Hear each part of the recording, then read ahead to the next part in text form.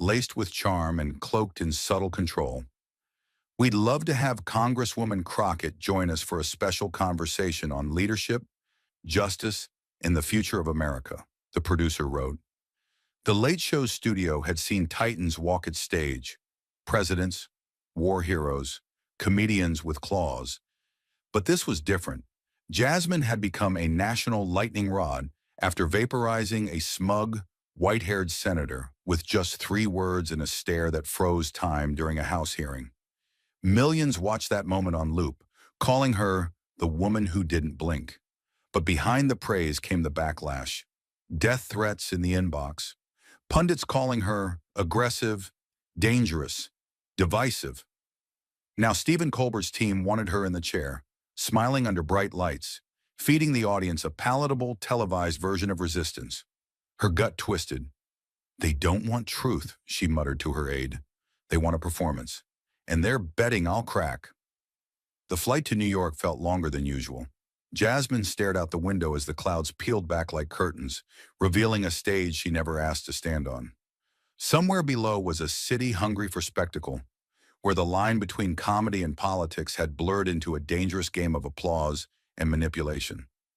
As the plane dipped toward LaGuardia, her mind spun back to the moment a white congressman told her, on record, "Maybe you people should listen more and speak less." She had spoken back. Loud. Now she would have to do it again. But this time, with every joke timed to a laugh track. "They want to disarm me with a smile," she told herself. "But I don't go on stage to be liked. I show up to be heard." And this time, the whole country would be watching. She had walked onto battlefields before, courtrooms, hearing chambers, hostile press conferences. But the studio of The Late Show felt different. It was too polished, too prepped, like a stage built not for truth, but for a takedown disguised as charm. The hallway to the green room was a tunnel of lights and laughter, controlled chaos choreographed down to the second. The walls pulsed with posters of past episodes, Colbert laughing, guests clapping, moments frozen in time that screamed, "This is where power pretends to be playful." Jasmine's heels echoed on the glossy floor as her aide peeled away to speak with production. Alone now, she noticed it. Voices behind a curtain. "Quick," whispered. "Just let him poke a little," one crew member chuckled, unaware she was within earshot. "Let's see how Congresswoman Firebrand reacts on live TV." The words hit like a backhand. Not Congresswoman Crockett. Not the woman who stood alone and didn't flinch. Just a caricature they expected to dance, then implode. Her jaw clenched, her hand, already gripping the speech in her folder, curled tighter around it. They didn't invite her to speak. They invited her to be bait. She adjusted her mic, sat tall in the velvet chair, and stared into the lights, not to enjoy them, but to survive them. This wasn't her stage, but it was her moment, and she knew exactly what they were expecting her to become. A soundbite, a burst of anger, just another angry black woman in high definition. The clapping had stopped. The crowd was leaning in now, waiting. Stephen Colbert, calm and practiced, gave her a familiar smile. A smile people trusted, a smile made for TV. But behind it, she felt something shift. He started soft, friendly even. Called her one of the sharpest voices in Washington. Joked about that moment in Congress. How she nearly made that senator choke on his own words. And the crowd laughed right on cue. She nodded, smiled slightly, but her eyes didn't laugh. Then came the real stuff. "So Jasmine," he said, his tone light but his words carefully chosen, "some people say you represent a kind of cultural awakening. Others think it's gone too far. Do you think we've become too sensitive, or are we just finally paying attention?" The crowd was still smiling, but she wasn't. Then he reached for the next card. "Some critics," he said, "think your focus on race is a bit much, that it stirs division instead of bringing people together, especially when you bring up crime in the black community. Do you worry that maybe that just feeds stereotypes?" That was it. No jokes now. No applause. Jasmine didn't flinch, but she felt the weight in the air shift, felt it settle squarely on her chest. This wasn't curiosity. It was a setup, not a conversation, but a stage built for pressure. They didn't want answers. They wanted a moment, a spark, something to post. The message beneath it all was clear. Be grateful. Don't make it too real. Stay inside the lines. But Jasmine knew what they didn't. She didn't come to play the role they'd written. She came to tell the truth, and no camera angle could stop that. The silence hung in the air like a held breath, not just on stage, but across the studio. In that moment, Jasmine knew exactly what the room expected. They were waiting for her to get defensive, to snap, to become the headline they'd already written in their minds. Congresswoman loses it on live TV. It was the oldest trick in the book. Press a black woman just enough to provoke her, then act shocked when she finally pushes back. Dress the questions in polite language, laugh through them, and pretend it's just a conversation. But she wasn't fooled. She'd heard this tone before, not just from late-night hosts, but from senators, judges, even reporters who smiled while slicing her dignity into pieces. She sat still, letting the moment stretch, because sometimes silence is sharper than speech. Then she gave them a smile, but not the sweet, safe kind people expect from politicians on camera. No, this was different. It was small, closed-lipped, deliberate. The kind of smile you wear when you've been underestimated so many times that it's almost amusing. The kind of smile that comes after being told to calm down your whole life, just because you dared to speak clearly. I always find it a little funny, she said, voice calm and measured, how often powerful white men expect me to lose control. Like if they poke long enough, I'm just going to explode and give them exactly what they're hoping for. Her eyes never left his. She wasn't angry, she was certain. It's almost like they think self-control is a magic trick, like the fact that I can sit here, stay calm, and still tell the truth, somehow makes me dangerous. She didn't stop. But let me tell you something. I didn't get here by yelling. I got here by surviving. I got here by biting my tongue when it hurt, by answering questions that weren't really questions, by walking into rooms where nobody wanted me there, and staying anyway. Her fingers rested gently on the arm of the chair, unmoving. They don't teach this kind of strength in school. It comes from watching your father get pulled over for nothing. It comes from holding your breath every time your brother walks home late at night. It comes from knowing you have to be twice as calm, twice as clear, and still, someone will say you're too much. Then she leaned in just slightly, not as a threat, but as a statement. So no, she said, I'm not going to raise my voice. I'm not going to storm off. I'm going to sit right here and say what needs to be said. And if that makes anyone uncomfortable, maybe that says more about them than it does about me. He thought he had her cornered.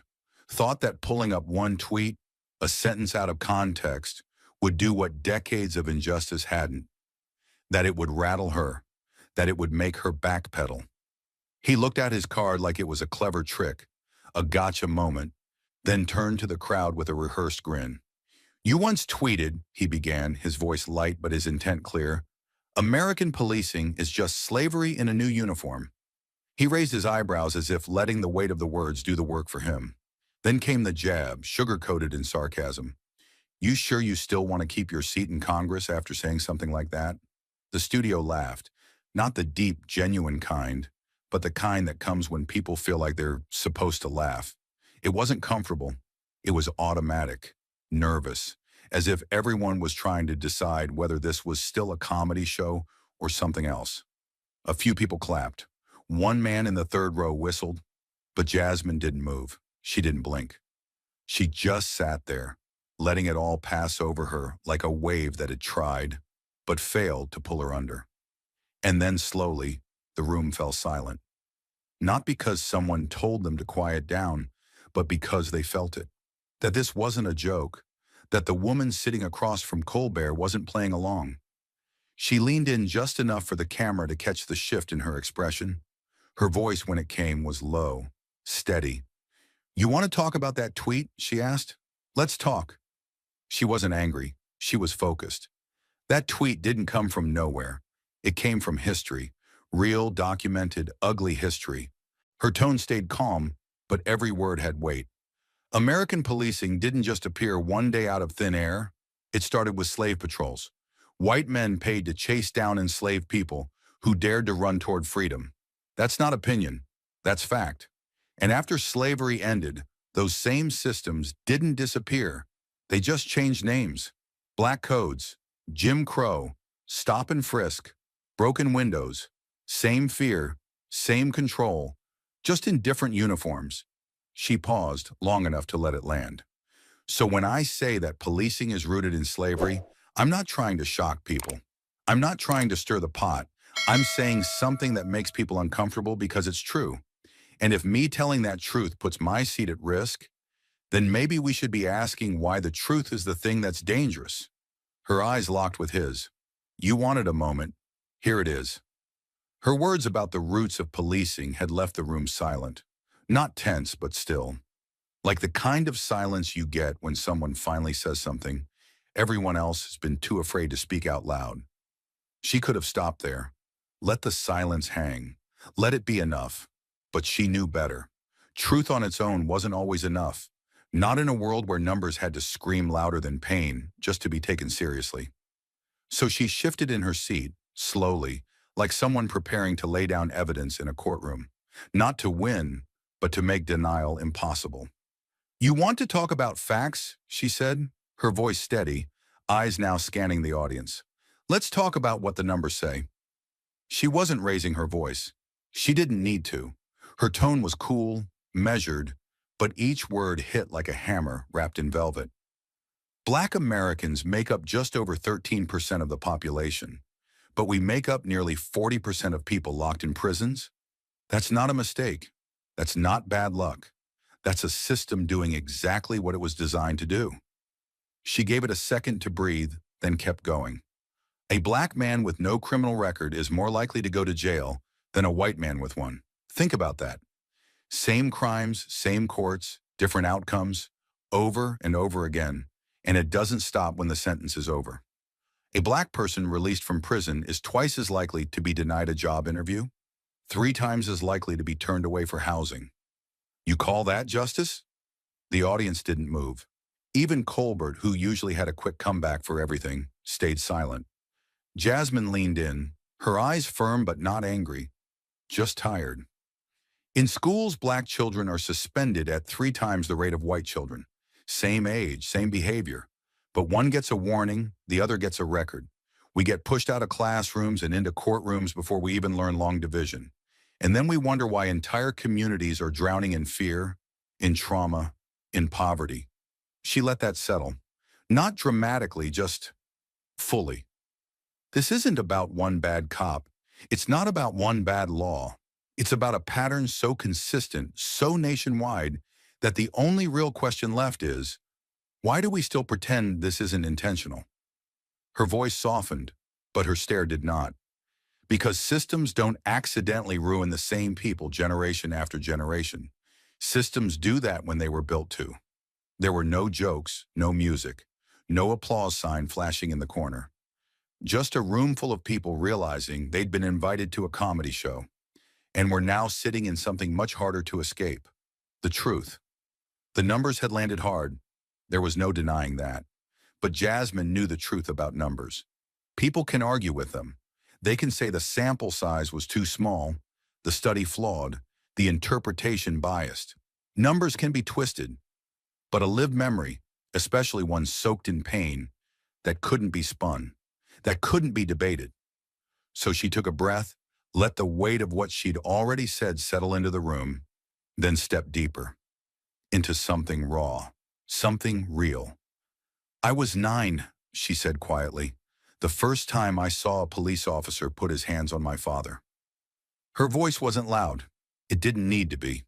The room leaned in, not out of curiosity, but because something in her tone told them this wasn't a story she told often. We were leaving church. It was spring. I remember that because I was wearing white tights and I hated them. They itched all the way down to my ankles. Her eyes looked past the cameras now, not at Colbert, not at the audience, but somewhere far away, back to a parking lot in Texas. Warm air and quiet Sunday calm. My dad had just opened the car door for me. He smiled. He always smiled after church, like something inside him had been reset. But before he could even get in, a police cruiser pulled up behind us. No lights, no siren, just two white officers who stepped out and said our car matched the description. She paused, not for effect, but because memory demanded it. My father asked what description. They didn't answer. They just told him to step out of the car. And when he did, they grabbed his arm and pushed him against the hood like he was dangerous, like he was disposable. Her hands slowly opened, palm up, as if releasing something invisible. He was wearing a suit, a church suit, tie slightly crooked, hands in plain sight. I remember the sound of his keys hitting the ground when they shoved him. I remember the way one officer looked at me, at a little black girl clutching a Sunday school pamphlet, and said, "Don't cry. He'll be fine if he knows how to act." She didn't cry. Not then. Not now. Her voice remained calm, but something in the air had shifted. That was the first time I realized the rules were different for us, that being good, being polite, even being silent, wouldn't protect us, not from them. She looked straight ahead again, and her eyes locked with Colbert's. So when I speak about the system, when I sound angry, when I don't soften the truth, it's not because I want to divide people. It's because I remember my father's face on that car hood, and I remember not being able to do a damn thing to stop it. There was no comeback, no clever transition, no music cue to lighten the mood, only stillness, only the truth laid bare, and a woman who refused to flinch while holding it up to the light. The silence after Jasmine's story was absolute. No applause, no shifting, no laughter, just the kind of stillness that follows something sacred and painful. The studio lights buzzed faintly overhead, but no one noticed. Even the cameras, whirring softly on their tracks, seemed to hold back. Colbert leaned slightly forward in his chair. His eyes darted, not out of control, but looking for an escape hatch, something to reset the tone. What had started as an interview was now something else entirely, and he could feel it slipping further out of his hands. He glanced at his cue cards but didn't pick one up. Instead, he smiled, a half smile, brittle at the edges, and said the thing comedians say when they need to take the wheel back. "Well," he chuckled lightly, "if I were a lawyer, I'd be way too scared to argue with you. You'd absolutely wipe the floor with me." It was meant to break the tension, to get the audience back, a line he'd probably used before, safe, self-deprecating, disarming, but it didn't land, not this time. Jasmine didn't smile, didn't give him the out he was reaching for. Her expression didn't shift. She looked at him, not with anger, but with the kind of sharp clarity that cuts deeper than rage. The kind of look that says, "You don't get to laugh this away." Her voice came low and steady, almost too calm for what it carried. "Stephen," she said, "this isn't a game. This isn't a courtroom for show or a stage for punchlines." She leaned in slightly, not for drama, but for precision. "We live with the consequences of what you joke about. Every single day." Her words didn't rise, but each one landed like a gavel. "When this segment ends, when the cameras cut, you'll go home. You'll laugh about this with your writers, maybe even joke about how serious I got. But I don't get to leave it behind. We don't get to unplug from it." She sat back in her chair slowly, still looking at him, like a witness, not a guest. "I wake up every day knowing that my skin color can turn a traffic stop into a funeral. That my nephew, who's never harmed anyone, could be mistaken for a threat because he wore a hoodie to a gas station. That a judge might look at my client, see his brown skin, and decide he's guilty before a word is spoken." Colbert tried to keep his face composed, but the shift was visible. The smile faded. His hands, which had been lightly gripping the arms of his chair, relaxed as if releasing a tension he hadn't known was there. The joke was gone. The studio knew it. The control he had at the start of the interview, gone too. Jasmine didn't stop there. Her voice, where still even, was now almost quiet. "What happens in places like this, on stages like this, isn't just entertainment. It's framing. It's a narrative. You get to decide how this story sounds when it hits the internet tomorrow. But people like me, we carry the weight of how it feels in real life. We carry the bruises, the headlines, the funerals." She turned slightly, speaking to the room now, not just to him. "We get told to calm down, to wait, to compromise. And when we don't smile through the pain, we're called bitter. When we speak too clearly, we're called angry. When we sit here and name the thing for what it is, someone like you makes a joke to make it easier to swallow. Then her gaze returned to him. But this doesn't get easier. Not for us. How the temperature in the room had dropped a few degrees. How the air had thickened. This wasn't supposed to happen. Colbert was supposed to ask. She was supposed to answer. And everyone was supposed to leave entertained. But something else had taken root. A truth too large to ignore. He swallowed visibly, adjusted his tie. Not to make it neater, but because suddenly it felt too tight. The show wasn't his anymore. Not entirely. Not tonight. He didn't reply. Not because he was choosing silence, but because, for once, he had nothing left to say. Jasmine's final words were still hanging in the air, too heavy to move past, too sharp to soften with a smile. Colbert's face, usually animated with wit and timing, had gone still. Not frozen in fear, but in realization. For the first time in his long career of controlling the tempo of the room, of bending energy with sarcasm and satire, he had been silenced, not by force, but by truth. Pure, unshakable, undeniable truth. The studio was no longer a stage. It had become a courtroom, a church, a confession booth. Something sacred and raw. The audience, packed shoulder to shoulder in the cool blue light, didn't make a sound. No one shifted. No one reached for a phone. No one even coughed. The silence wasn't awkward. It was reverent. A silence that said, "We just witnessed something real, and we're not sure what to do with it." The cameras on their fluid tracks began to slowly adjust. One angle widened, capturing the space between Colbert and Jasmine. Another tightened on her face, as if instinctively drawn to the gravity now centered there. The director, watching from the control room, didn't speak. He didn't call for a cut. He didn't cue music. It was as if even behind the glass, they all knew. Don't touch this. Let it breathe. Then from the front row, a sound broke the stillness. One pair of hands. Slow, deliberate. Not applause out of entertainment, but acknowledgement. A few more followed, then a few more. The rhythm was hesitant at first, like people testing whether it was okay to feel what they were feeling. Then it grew, not loud but deep. A kind of clapping that didn't say, "That was funny," or "That was clever," but that was needed. Jasmine didn't move. She didn't smile. She didn't bow her head or lift her chin in pride. She just sat there, still and grounded, like someone who had been carrying this weight for years and had, for once, set it down in full view of the world. She hadn't raised her voice. She hadn't interrupted. She hadn't stormed out. And yet somehow she had flipped the power in the room like a breaker. Colbert blinked. His hand moved toward his cue cards, then stopped. There was no segue out of this, no snappy joke, no commercial break that could cleanly cut this moment. He looked down briefly, almost as if checking whether his shoes were still on the ground, then looked back up at her, not as a host to a guest, but as a man finally seeing the truth he'd laughed around for too long. He started, but the words didn't come. He closed his mouth again. The audience was still clapping, slow, steady, not asking for more, just holding space for what had already been said. It wasn't about Colbert anymore. It wasn't even about the show. It was about a room full of people, many of them hearing something they had never allowed themselves to hear before, and choosing, maybe for the first time, not to run from it. Even the studio lighting felt different, softer somehow, less stage, like the room itself had lost interest in pretending. Jasmine finally looked at the audience. Just one glance.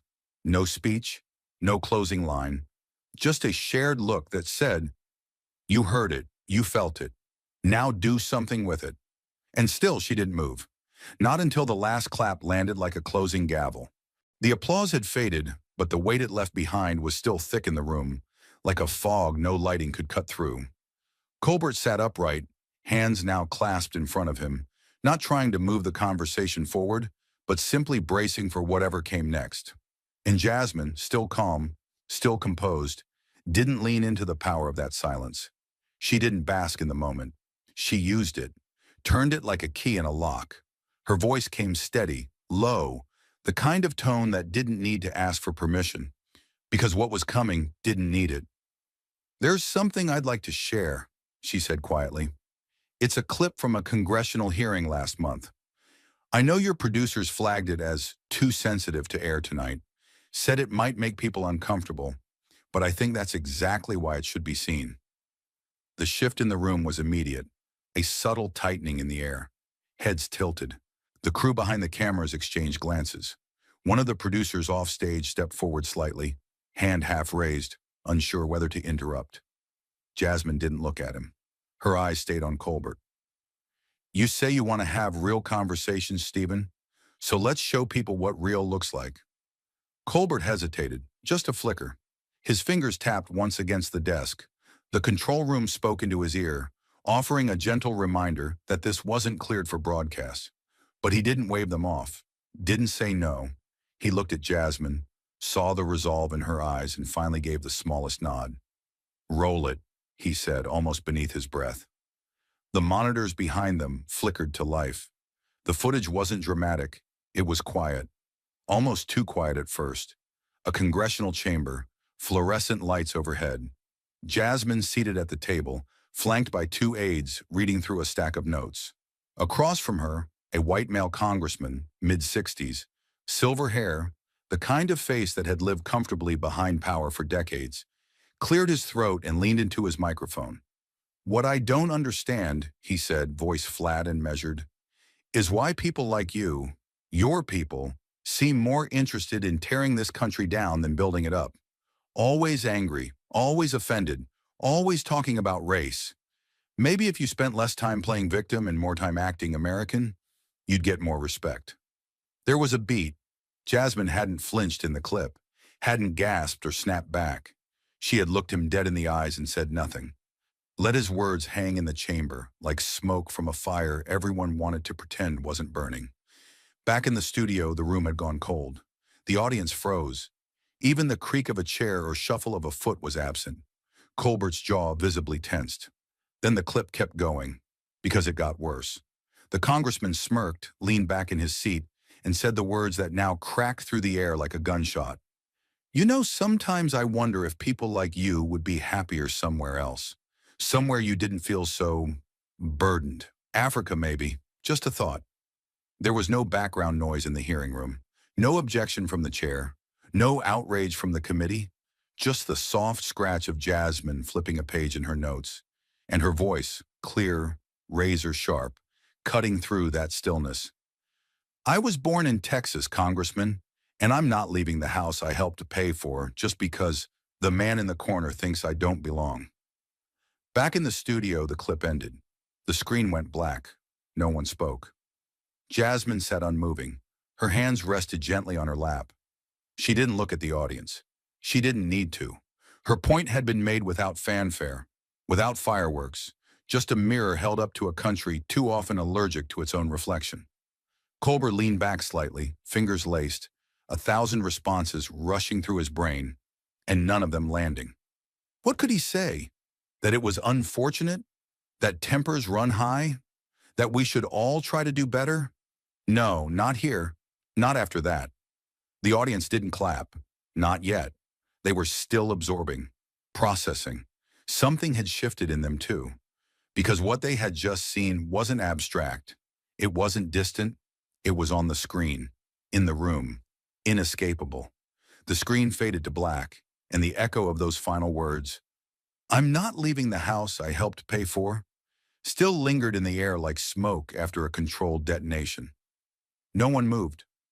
Not the audience, not the crew, not even Colbert. For a moment, the entire studio seemed frozen in time, as if the room itself had to pause to catch its breath. There were no graphics, no music, no witty transitions. Just the heavy, unfiltered silence that follows when truth has stripped away every layer of performance. And in the eye of that storm, Stephen Colbert sat facing Jasmine Crockett, not as a host facing a guest, but as a man sitting across from a reckoning he hadn't planned for. He looked at her, really looked at her. No cue cards, no earpiece feedback, no camera instructions.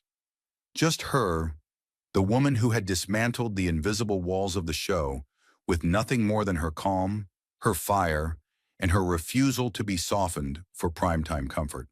Then slowly, almost reluctantly, he turned his head and looked into camera one. The red light blinked steadily, waiting. His shoulders rose with a slow breath. And then, in a tone that had lost all trace of sarcasm, he spoke. "I came into tonight's show with a plan," he said, his voice quieter than usual. "A rhythm, a direction." He glanced down briefly, as if seeing the outline of a monologue that no longer mattered. But somewhere along the way, I realized I wasn't hosting a conversation. I was trying to contain one. He paused, not for dramatic effect, but because there was no other choice. And tonight, Congresswoman Crockett reminded me of something I think every man in a position like mine needs to remember. Sometimes the most powerful thing a man can do is shut up and listen. The words landed like a quiet earthquake. The audience erupted, not with laughter or applause meant to fill silence, but with something that sounded almost like relief. The kind of reaction that comes when people realize they've been holding tension in their chests for far too long. Some clapped, others stood, a few even wiped at their eyes. But the energy was the same across the room. Gratitude, not entertainment. Respect, not noise. Jasmine didn't move. She didn't need to. The room had already shifted around her.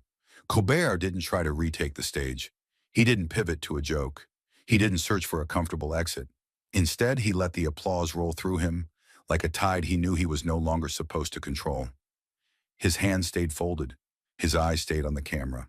And his face, so often a mask of comedic timing and intellectual detachment, was wide open. "This stage was built for laughter," he continued, softer now.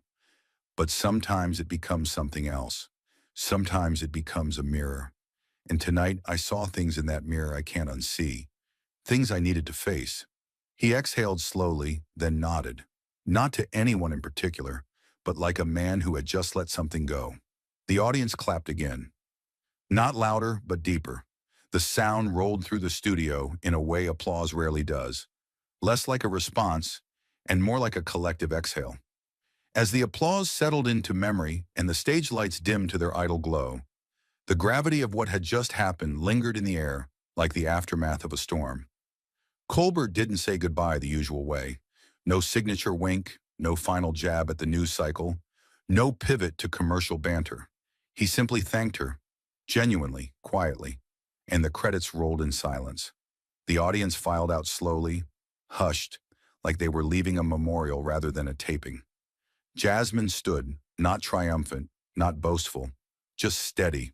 The storm hadn't passed. She had simply carried it with grace all the way through. Backstage, the atmosphere was strange. No chatter, no high fives, none of the usual post-show buzz. Producers stood near monitors with arms crossed, staring as the footage replayed. Stage hands looked at each other, unsure if they should speak or simply nod. Jasmine walked through them like a ghost carrying something sacred. Her heels clicked against the floor, the only sound in a hallway that had just witnessed history. One of the lighting techs, mid-30s, flannel shirt, headphones hanging around his neck, stepped toward her. He didn't ask for a photo. He didn't offer empty praise. He just leaned in and whispered, barely audible over the hum of cooling studio lights. "You didn't just win that conversation. You taught us something no school ever could." Jasmine paused. For the first time that night, she let a small breath of warmth into her expression. Not a smile exactly. Something quieter. Recognition. She touched his arm gently, a silent thank you, and kept walking. No entourage, no camera following. Just a woman and the echo of truth she refused to shrink. But outside those walls, the world was already moving. Clips from the episode hit social media before she even reached the elevator. A 2-minute segment, her line about the courtroom, the hood of her father's car, the moment Colbert fell silent, blew up on X within minutes. Someone added subtitles. Another user stitched it with their own reaction, already in tears. And then came the hashtags. Number let her speak, number truth over laughs, number Jasmine unfiltered. Within 20 minutes, they were trending globally. Not just in political spaces, not just in activist corners. Everywhere. People didn't just watch, they stopped, rewound, shared. From college dorm rooms to newsroom Slack channels, from barber shops in Detroit to subway cars in New York, people stared down at their phones with the kind of stillness usually reserved for breaking news or national tragedy. But this time, the moment didn't bring fear. It brought fire.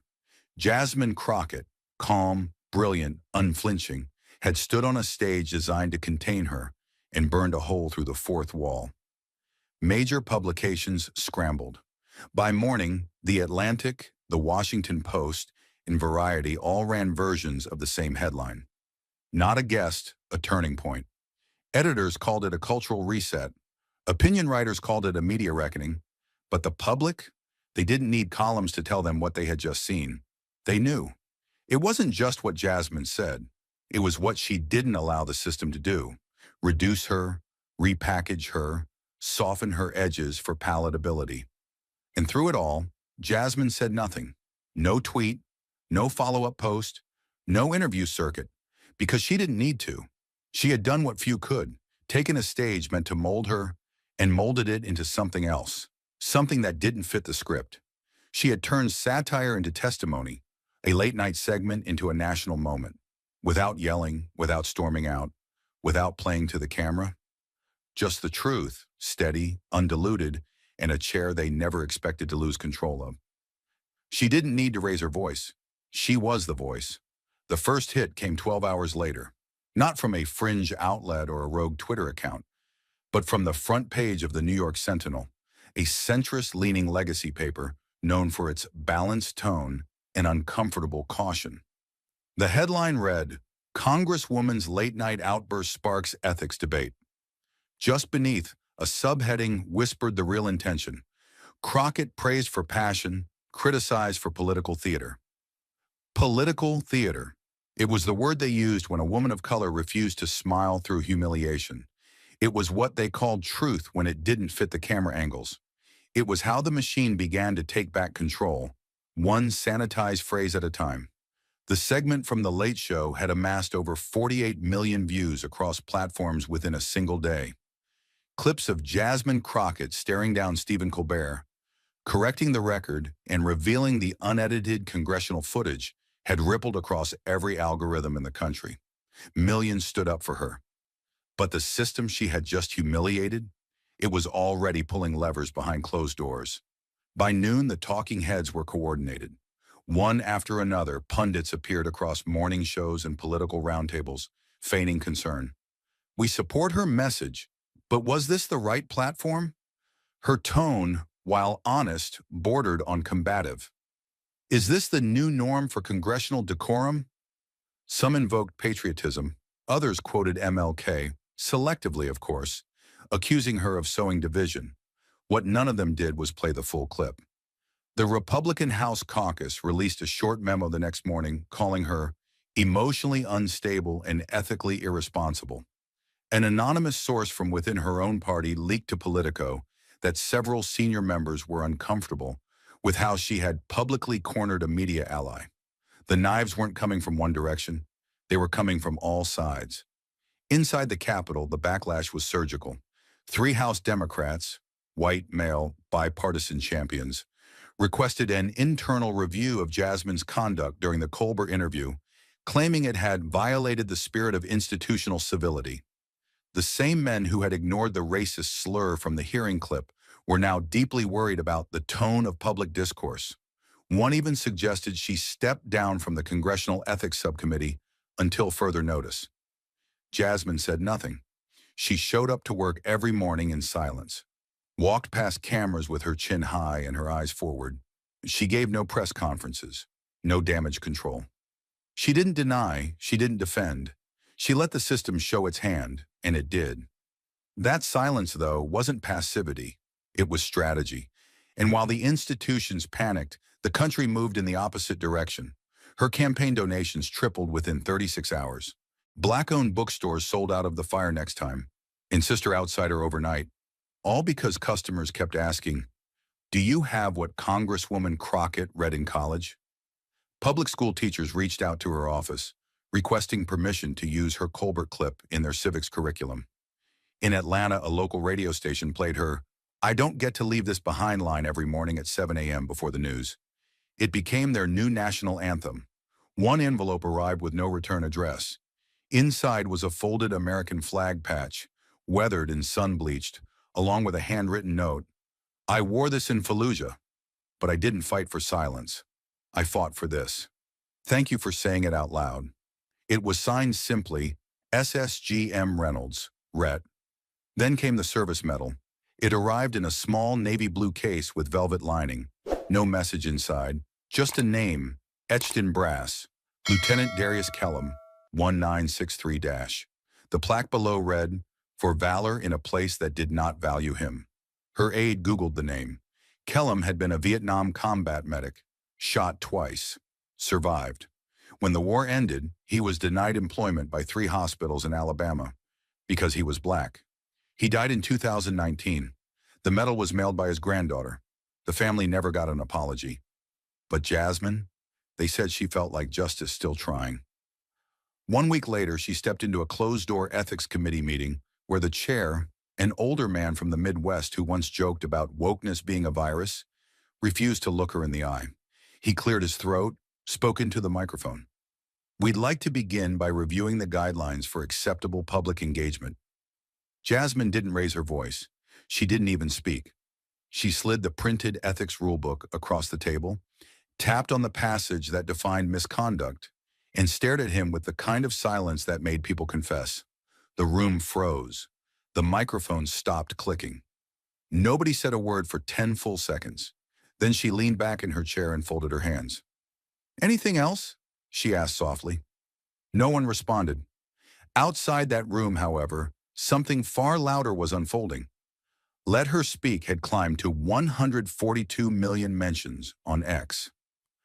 Truth Over Laughs had become a TikTok movement, young creators stitching her lines with their own stories of being silenced, minimized, corrected. Crockett Taught Me trended for 17 hours straight. A group of middle schoolers in St. Paul created a mural of her outside their school. The center quote read, "Not leaving the house I helped pay for." And in one now viral video, a young black girl stood in front of her mirror, combing her hair before school. She looked into the camera, eyes wide with belief, and said, "I'm not a problem. I'm a mirror. And if you don't like what you see, fix yourself." That video, Jasmine saw it in her office alone just before sunrise. She didn't cry, but she sat there for a long time, just staring at the screen. Because in that little girl's voice, she heard an echo of her own, a voice that had once whispered, "Don't speak too loud. Don't say too much." A voice that had survived hearings, headlines, handshakes with liars in custom suits. A voice the system had tried to edit. But now it was louder than ever. Not because she'd shouted, but because she hadn't backed down. Not once. Not even when they tried to drown her out with applause they didn't mean and procedures they didn't follow. She had taken their spotlight and turned it into a torch. And now? Now it was burning through the floor of every room that once tried to contain her. The ripple didn't start with a politician. It didn't come from another viral tweet or a late-night headline. It came from the back row of a 4th-grade classroom in a quiet school outside Cleveland, where a boy named Jordan sat with his head down, his fingers picking at the corner of a spiral notebook. The school didn't look like much. Brick walls, flickering hallway lights, a playground missing 2 swings. Inside room 4B, Mrs. Nash, 45, tired but hopeful, stood beside a whiteboard where the day's objective read, "Understand the power of speech in a democratic society." She had shown them the clip during second period. Jasmine Crockett's face frozen on the screen, calm and focused as she corrected Colbert with quiet force. The volume was turned low, but the silence in the room was thick enough to amplify every word. No one laughed. No one passed notes. Even the kid in the front who always interrupted to talk about his dog stayed quiet. When the screen faded to black, Mrs. Nash waited, just a few seconds. Let it settle. Then she asked gently, "What do we think she meant when she said, 'I don't get to leave this behind'?" A few hands went up. "She means she has to think about racism all the time," one girl said. "She means it follows her home," said another. Mrs. Nash nodded. Then from the very back of the room, A voice spoke. Not loudly, not shakily, just carefully. "Can I say something?" Every head turned. It was Jordan, the quiet kid. Always early, always polite. Never raised his hand unless called. The boy who ate lunch alone most days, drawing in his sketchbook with a pencil so worn it had no eraser left. He stood slowly, looked at the floor first, then raised his eyes. "That happened to my uncle," he said. His voice wasn't dramatic. It wasn't trembling. It was flat, simple, and somehow that made it hit even harder. "He got pulled over. We were in the car. We were going to McDonald's. He didn't do nothing, just reached for his wallet. But the cops—" Jordan stopped, swallowed. His hands were now gripping the back of the plastic chair in front of him. "They made him get out, pushed him down in the parking lot. I was in the back seat. I was crying, but he told me not to move." No one said a word. Mrs. Nash took a step forward, but Jordan shook his head. Barely noticeable, just once. He wasn't done. "I thought that was just us," he said, and now his voice cracked. Not with volume, but with memory. "I thought maybe it happened because we were in that neighborhood. I thought maybe we were just unlucky." He looked down again, and when he looked back up, there were tears in his eyes, but they didn't fall. "But when she said that on TV, I knew it wasn't just us." That broke the room. A girl in the second row put her head down and cried quietly. Another student stood up and walked over, offering Jordan a tissue without saying anything. Mrs. Nash sat on the edge of her desk, hand covering her mouth. She had planned a writing exercise. She didn't give it. Instead, she asked only one question. "How many of you have seen something like that happen?" 12 hands went up. 12 out of 24. That afternoon, Mrs. Nash emailed Jasmine Crockett's office. She didn't expect a reply, but she wrote anyway. Subject: from a classroom that heard you. "Today, one of my quietest students told a story I don't think he ever would have shared if he hadn't heard your voice. I want you to know, whatever they say about your tone or your method or your platform, they can't measure this. They can't measure what it means for a child to realize they're not invisible. You gave him that." The email never made it to the public. It wasn't screenshotted, wasn't tweeted, but it made it to Jasmine's desk. She read it that night, alone. Lights dimmed in her apartment, television off. The words printed across her screen weren't revolutionary. They weren't poetic, but they were real, and they reminded her of a truth no committee vote could erase. Not all change happens at the podium. Some of it happens in a cheap chair in the back of a room when a child decides he's allowed to speak. The next day, Jordan came to school with a new pencil, a full one, clean, bright yellow, with a perfect eraser. He wrote a paragraph during silent reading. "I want to be a lawyer so I can talk like her. But not just talk. I want to protect people. I want to stop the pushing. I want people to listen without being scared." That week, he sat with 2 other boys at lunch. One of them was the same kid who used to laugh at his drawings. They didn't talk about what happened in the parking lot. They didn't need to. They just talked. And in the quiet between their words, something began to heal. Not a victim. She was a flame. Not someone who would let the darkness dim her light, but the very spark that ignites change, even in the deepest gloom. The morning after the explosive interview, the city woke to a new sunrise. A sunrise that wasn't just another day, but the dawn of a movement. Jasmine Crockett had transformed herself from a resilient congresswoman into a symbol of unyielding power. She knew the system had tried to package her as a mere casualty, a victim to be pitied or edited into segments for a primetime piece. But she refused to allow that narrative to persist. Instead, she embraced the fire within, radiating raw energy that could not be contained. That morning, as the city's pulse began to quicken with fresh headlines and viral posts, Jasmine prepared for a solitary walk through the neighborhood she had long called home. The streets were already abuzz with whispered conversations about her performance on stage, the way she had dismantled years of silence, how her measured tone belied a fierce inner strength, and how every word seemed to burn away the veneer of complacency. In her modest car, as she drove past familiar murals and worn storefronts, she thought back to the moments when the system had tried to break her spirit. She remembered the endless meetings where she was advised to be careful and tone down her rhetoric. She recalled the quiet threats veiled as concerns and the dismissive glances that told her she didn't belong in the corridors of power. But now each memory served not as a burden, but as fuel, a reminder that every wound and every slight had prepared her to be more than a victim. They had set her ablaze with resolve, igniting a fire that not even the sharpest critics could put out. As the car wound its way through the urban arteries, Jasmine pulled over at a small park, a haven for those seeking a moment's respite amid the clamor of the city. Here, among the gnarled trees and fading graffiti on brick walls, she felt a quiet solidarity with the people who had always been overlooked by society's glossy facade.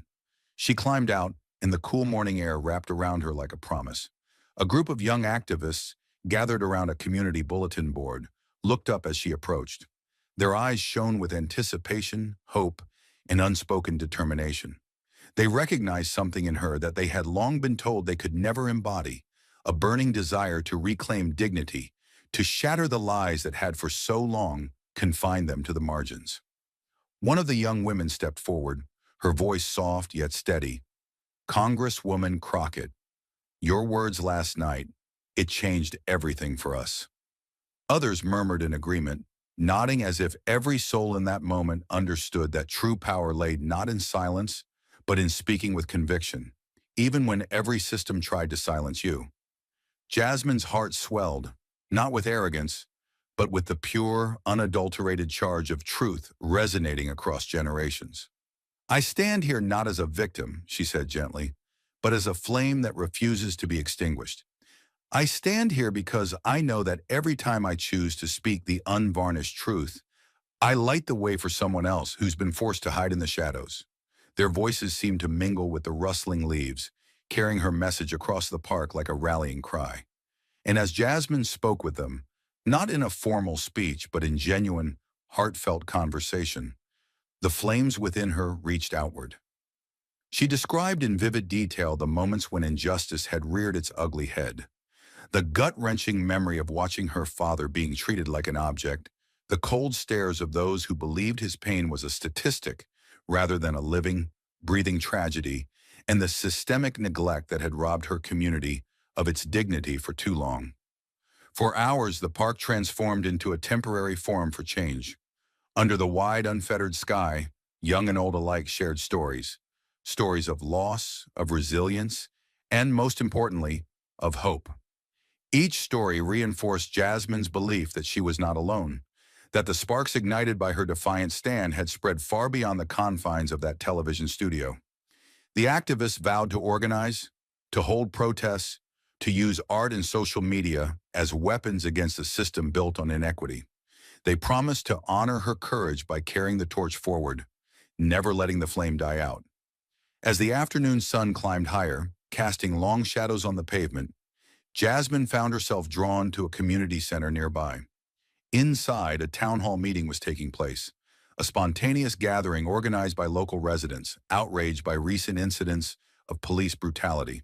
The atmosphere was electric, charged with a mixture of grief, anger, and resolve. Jasmine stepped up to the microphone with a calm determination that belied the passion burning inside her.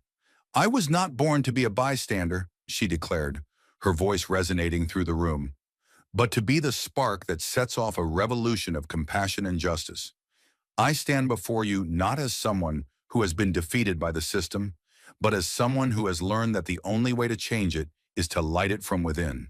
Faces in the crowd, hardened by life's relentless injustices, softened, their eyes reflecting the glimmer of a newfound hope. Many rose to applaud, not for the theatrics, but for the authentic, searing truth that had been laid bare.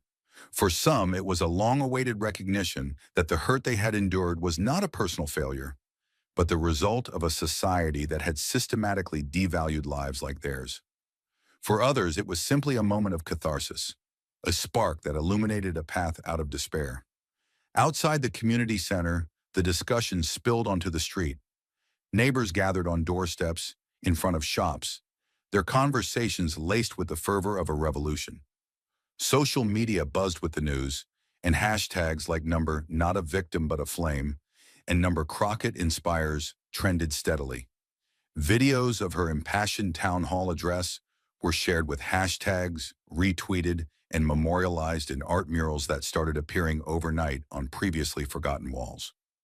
One striking mural showed a silhouette of Jasmine, her hair billowing like flames, with the words, "I am the fire that changes the world," emblazoned beneath. Back at her modest home that evening, Jasmine sat at a small desk by a window, writing in a well-worn journal.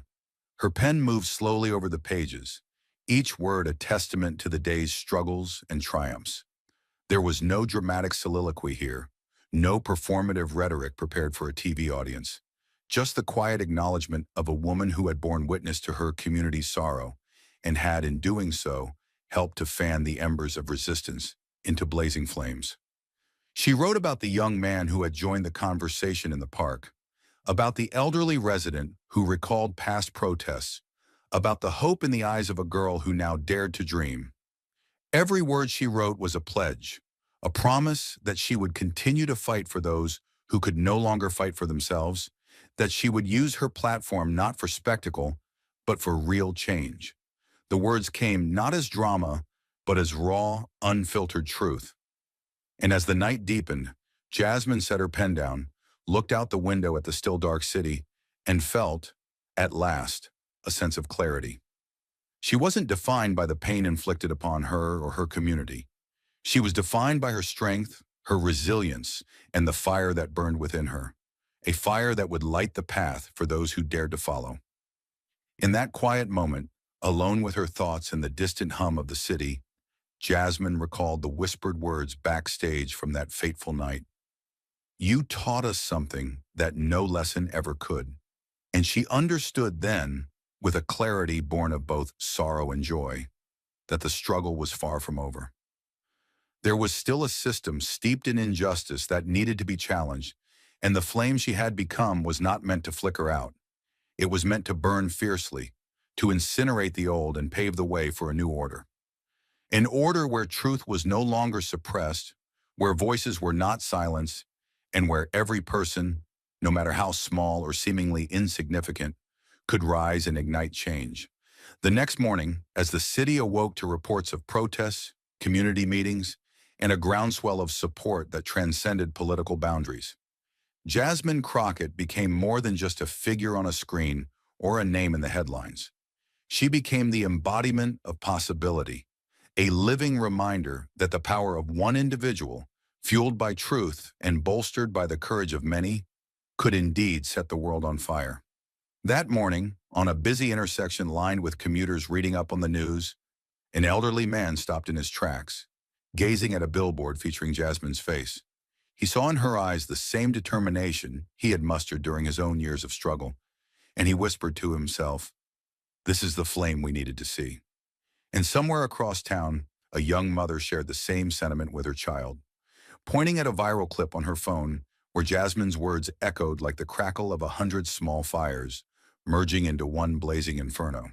In every corner of the country, from crowded urban streets to quiet rural towns, whispers turned into roars as people began to embrace the message that had once been relegated to sound bites and dismissed by those in power. Jasmine Crockett was not merely a politician or a television guest. She was the spark that lit a movement, the flame that spread from one heart to another until an entire nation was ablaze with the desire for justice, equality, and the courage to confront an unjust system. And as she continued her quiet fight, her every decision, every word, every gesture, an affirmation of her determination to stand against the tide of oppression, she knew one thing for certain: the fire she had ignited would never be put out. Instead, it would grow, fueled by the countless voices of those who refused to remain silent in the face of injustice. This was not a fleeting moment of catharsis, but a turning point, a burning beacon for all who had ever been told to stay down, to be small, to be quiet. Jasmine Crockett had become a flame, a relentless, unquenchable flame that no system could smother. And that flame promised to illuminate the darkest corners of society until every shadow of injustice had been burned away. Thank you for watching until this moment and for standing with us on this journey for justice. Your support means everything.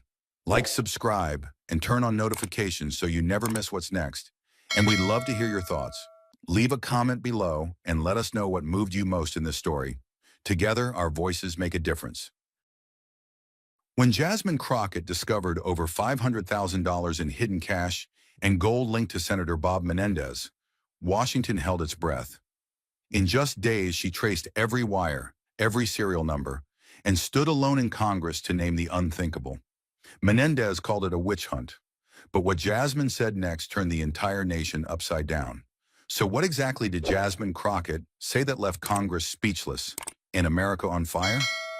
Stay with us. This is a story worth every second of your time. The rain hadn't started yet, but the air in Washington was heavy, like the sky was holding its breath.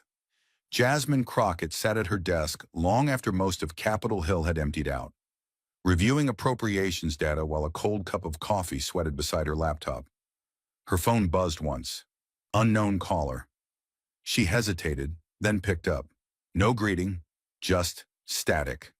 Then, clear and deliberate, a voice rasped three words. Gold. Egypt Menendez. Click. Silence. Her fingers tightened around the phone. The kind of silence that didn't feel empty.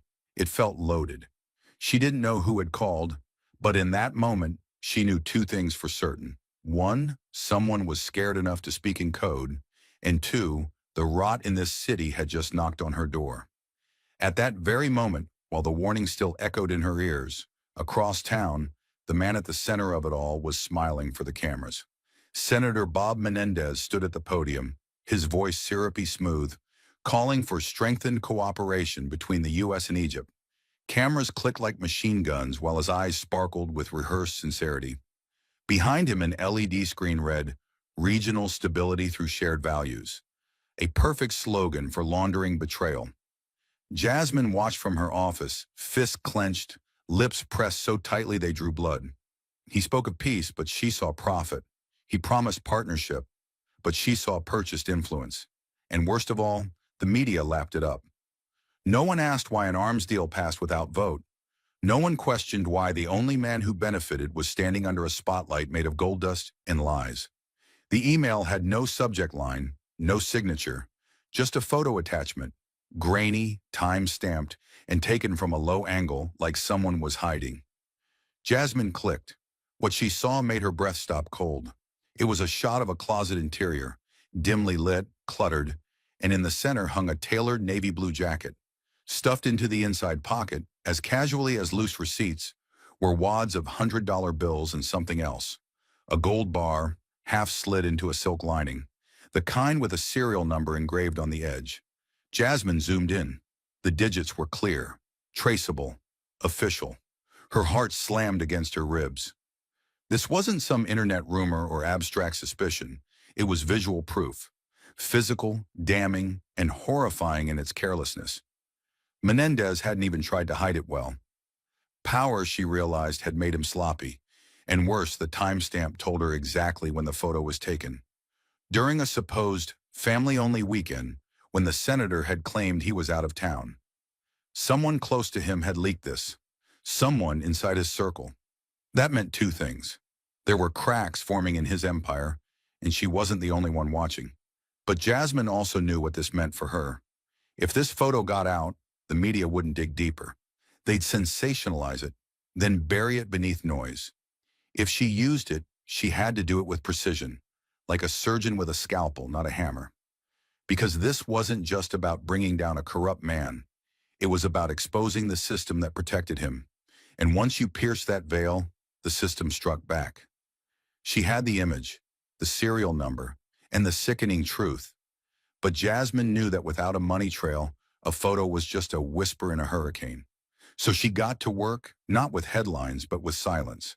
Jasmine pulled in only 3 aides, people she trusted like family, and swore them to absolute secrecy. They operated from a private conference room 2 floors beneath the Capitol, no windows, phones locked outside. Night after night, they pored over banking disclosures, campaign donations, import records, and wire transfer data buried beneath layers of shell companies. It wasn't flashy, but it was forensic. And soon the outlines of something monstrous began to take shape. A consulting firm in New Jersey had received over $2.7 million in under 2 years. None of it declared, none of it taxed. That firm shared a mailing address with a campaign donor of Menendez's and its managing partner, a cousin-in-law with no prior business experience and a history of debt. But the real twist came when one aide cracked into shipping data from the port of Newark. Hidden within cargo labeled as educational materials were shipments from Alexandria, Egypt. The sender was a logistics firm tied to Egyptian military contracts. Jasmine stared at the wall, where red string connected photos, names, shell companies, and account numbers. It looked like fiction, but every line was real. This wasn't just about bribes. This was about foreign money bleeding into American policy, manipulated votes, and favors exchanged for gold. She felt sick, not from the scope of the corruption, but from the realization that no one else was looking. No federal agent, no journalist, no watchdog committee. It was just her, a few loyal staffers, and a mountain of truth everyone else had learned to ignore. She leaned over the table and whispered, more to herself than anyone else. They built this house on blood money, and I swear, I'll be the one to burn it down. Just as Jasmine was preparing to make her findings public, every file double-checked, every bank record annotated, every thread ready to be pulled, Bob Menendez stepped onto a stage and flipped the narrative before she could speak a word. It wasn't a courtroom. It was a press conference wrapped in the illusion of truth and patriotism. Cameras surrounded him like armor. The room was filled with carefully selected reporters, pre-cleared aides, and a handful of political allies who still owed him favors. He adjusted his blue tie, straightened his spine, and gave the people a performance they would never forget. This entire ordeal, he began, pausing with just the right amount of gravity, is nothing more than a politically motivated smear campaign. His tone was smooth, calm, even warm, as if he were comforting the public from a lie someone else told. There are individuals in this government who fear strength, who fear real leadership, and when they cannot beat you at the ballot box, they try to bury you with baseless accusations. He didn't shout. He didn't flinch. And that was the most dangerous part. He looked like he believed every word. Let me be perfectly clear. I have never accepted a bribe. I have never sold my influence. What you are witnessing is the weaponization of politics by those who can't control me. Then came the final blow. This gold bar nonsense? A joke. A desperate headline. He held up a folder, waved it in the air like a prop. No charges, no proof, just noise. Reporters scribbled, but no one challenged him. No one asked how $480,000 in cash ended up stuffed into his jackets. No one dared question why an unregistered shell company in New Jersey had ties to Egyptian defense contractors and his own extended family. And why would they? Menendez had been here before. He knew how to flood the room with certainty just long enough to drown the truth. Jasmine watched from her office, standing alone, hands locked behind her back like she was holding herself together. The screen showed him walking off stage, waving like a man just declared innocent by God himself. Her chest burned, not from anger, but from something colder. Recognition. She'd seen this play before. Powerful men slipping out of scandal by wearing patriotism like a bulletproof vest. She wanted to scream, but instead she stared at her reflection in the window. Stone-faced, silent, still. No cameras pointed at her, no cheering aides, no microphones. Just the truth, gathering like a storm inside her. And in that silence, she made a quiet vow. You think you ended this, Senator. But I haven't even started. But while Menendez tried to bury the truth beneath press clips and polished lies, Jasmine wasn't waiting for permission. She was waiting for the right moment, and now it had come. It was a Wednesday morning hearing on the federal budget, meant to be routine, procedural, forgettable. Most lawmakers showed up out of obligation, not curiosity. Staffers moved quietly along the walls, half listening while updating spreadsheets or drafting press releases. Menendez sat comfortably near the center of the semicircle, dressed sharp as always, leaning back like a man in control of the room. His hands rested lightly on the table, his smile faint but smug. He looked like someone who'd weathered a scandal and come out untouched again. And for a moment, it seemed like he had won, until Jasmine spoke. She didn't raise her voice. She didn't need to. She leaned forward, tapped her microphone once, and looked directly at Menendez with eyes that didn't blink. "Senator," she said slowly, letting the word hang in the air like a judgment, "have you ever considered that justice has a memory?" The words dropped into the room like a hammer wrapped in velvet. The hum of side conversations stopped. Pages froze mid-turn. A few heads turned in her direction, not yet sure where she was going, but aware now that something had shifted. Jasmine didn't waver. Because justice doesn't forget who approved the deals. Justice doesn't forget who signed off on millions. And it sure as hell doesn't forget who stuffed cash into a coat pocket and walked away like it was nothing. Menendez's lips curled into a polite smile, a reflex, a shield, but he didn't interrupt. His eyes narrowed slightly, like a man calculating whether to fight back now or later. Jasmine kept going, her tone calm but tightening with every sentence, like a vice closing around a lie. "You see, I've gone through the records, the wires, the shell companies. And funny thing, when I looked at where the money from Egypt ended up, the paper trail didn't vanish. It circled right back here, right back to New Jersey, right back to people connected to you." Someone across the room coughed, an accidental sound that suddenly felt too loud. A few senators shifted uncomfortably in their chairs. This wasn't a debate anymore. It was a reckoning. Jasmine paused for a long moment, then leaned in even closer to the mic, her voice dropping to almost a whisper. "We sit here talking about defense budgets and foreign aid like it's abstract math, but there are real people who believe in this government. And every time we let someone turn a public office into a private bank account, we don't just lose trust, we lose the soul of the system." The room went still again, this time in a deeper way. It wasn't just surprise, it was recognition. Jasmine had named what others had only dared to whisper. Menendez adjusted his collar slightly, nodded once like he was pretending to take her words seriously, but his eyes told a different story. Irritation, calculation, maybe even fear. He knew what she had just done. In just a few sentences, she had taken years of his quiet deals, his clever laundering, his whispered arrangements, and dragged them into the light. No theatrics, no accusations, just truth, lined up like dominoes. And now, for the first time, it wasn't just Jasmine who saw him differently. It was the whole room. But the hearing was only the beginning, because sometimes justice doesn't shout in courtrooms. Sometimes it slips a sealed folder across a table in the dead of night. Jasmine had just wrapped a late meeting when the message came. One contact. No names. 10 minutes. Corner booth. 5th and F Street. She didn't bring staff. She didn't tell security. She left her phone behind and walked into the night with only instinct as her armor. The cafe was mostly empty, dimly lit, with a humming espresso machine and jazz music playing too softly to matter. She sat down without ordering. She didn't need to. She wasn't here for coffee. She was here for truth.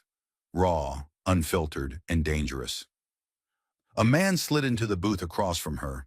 He looked exhausted, like someone who hadn't slept in days, who'd been carrying something far heavier than a file. He didn't smile. He didn't blink. He didn't say her name. Instead, with a hand that trembled just enough to be noticeable, he placed a thin manila folder on the table.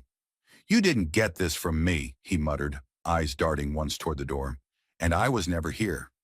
Then, without another word, he stood and disappeared into the rain-slicked night like a shadow that never belonged to daylight. Jasmine didn't move for several seconds. Her fingertips rested on the folder like she was feeling the temperature of a weapon. Then slowly, carefully, she opened it. Inside were 3 photographs, blurry but clear enough to make her stomach twist. A coat closet, a navy suit jacket, and inside the jacket pocket, nestled beside crisp stacks of cash, was a gold bar. Real, heavy, identifiable. She leaned in.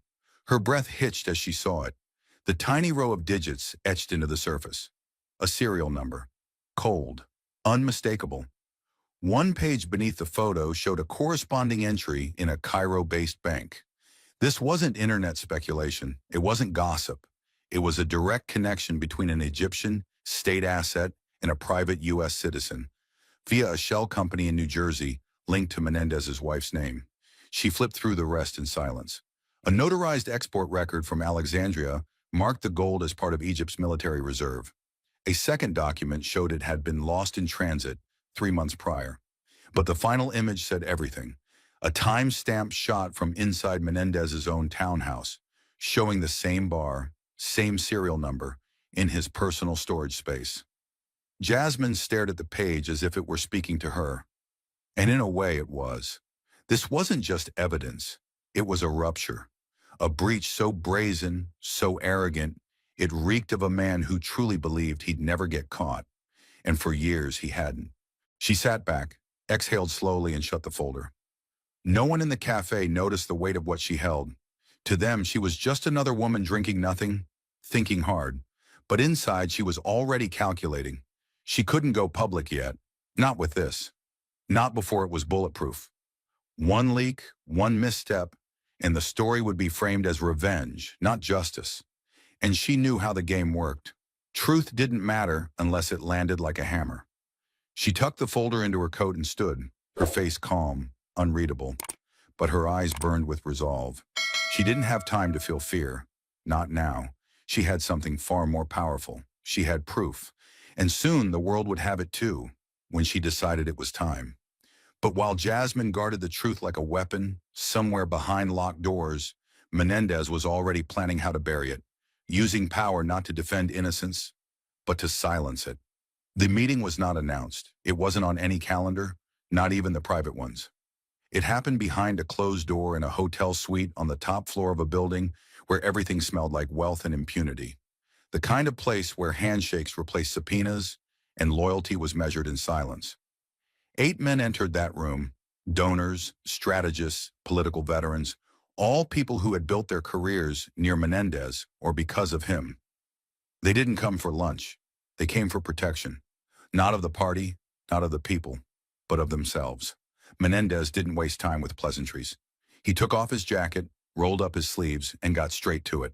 "They want a scalp," he said, voice low but charged, "and they think it's gonna be mine."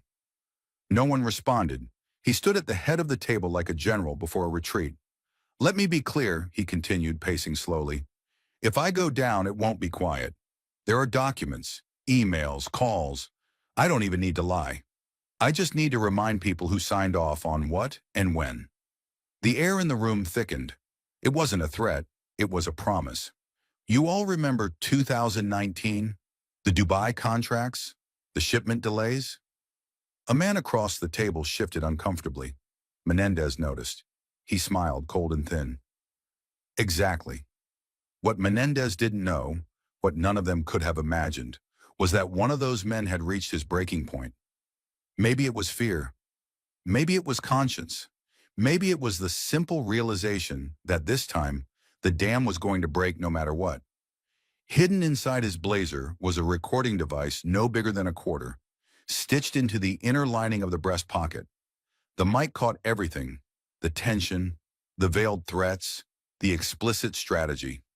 For 42 minutes, the voices in that room mapped out a plan to stall investigations, flood the media with distractions, float legal smears against Jasmine Crockett, and pressure key members of Congress to stay silent. It wasn't a discussion. It was a blueprint for cover-up. 2 days later, a plain manila envelope was slipped under Jasmine's office door. No postage, no fingerprints, no return address. Inside was a single black thumb drive and a yellow sticky note with 3 handwritten words. Listen carefully. Share nothing. Jasmine sat alone at her desk, closed the blinds, locked the door, and plugged the drive into a secure laptop. She wore headphones, not because she needed privacy, but because she needed to hear every word without interruption. As the audio played, her face didn't move. Her breath stayed even, but her knuckles turned white where she gripped the arms of her chair. There was no room for misinterpretation. Menendez wasn't just trying to outlast a scandal. He was orchestrating a survival campaign designed to destroy anyone who stood in his way, including her. "Crockett's dangerous," one voice said. "She's clean, she's smart, and she's loud." Another voice followed. Then we make her less clean or less loud. Everyone has a pressure point. Jasmine paused the recording at that line. Her stomach tightened, not from fear, but from recognition. This wasn't politics. This was a threat, a plan, and it wasn't coming from some fringe extremist. It was coming from within the walls of power. She pressed play again and let the recording run until the end. Then she removed the headphones, leaned back in her chair, and stared at the ceiling for a long, silent minute. No one else knew yet. Not her staff, not the press, not the public. But she knew, and the weight of it sat heavy on her chest. Not because she was afraid to act, but because she understood exactly what it would cost to do it right. If she exposed the tape now, they'd cry entrapment, political warfare. She'd be accused of setting them up. The spin machine would kick in within hours. But if she waited, just long enough to verify the voices, tie it to the evidence she already had, this tape wouldn't just reveal corruption. It would prove conspiracy. It would show intent, strategy, guilt. She slid the thumb drive into a locked drawer and stood up. Her reflection in the dark window looked sharper than before. Tired, yes, but clearer, more certain. She wasn't just in a fight now. She was in a war, and the difference between surviving and winning would come down to one thing: timing. But Jasmine knew there would come a moment when silence was no longer strength, when the truth had to walk through fire, straight into the heart of power, and say its name out loud. The chamber was packed, every seat filled, every camera live, every breath held. On that day, the floor of the house wasn't just a stage. It was a battlefield. Jasmine stood alone at the center, holding a stack of documents with hands that didn't shake. She wasn't here to accuse. She was here to unmask. "Mr. Speaker," she began, voice steady and echoing across the marble, "I rise not for partisan gain, not for vengeance, but because the weight of this silence is now heavier than the cost of truth." She took one step forward and unfolded the first page. Account number 611-034-2, registered under a holding company in Newark, received 4 wire transfers from a Cairo-based bank: $82,000, $143,000, $117,500, and $230,000. The chamber stirred. Some looked confused. Others sat perfectly still. Jasmine didn't pause. She turned the page.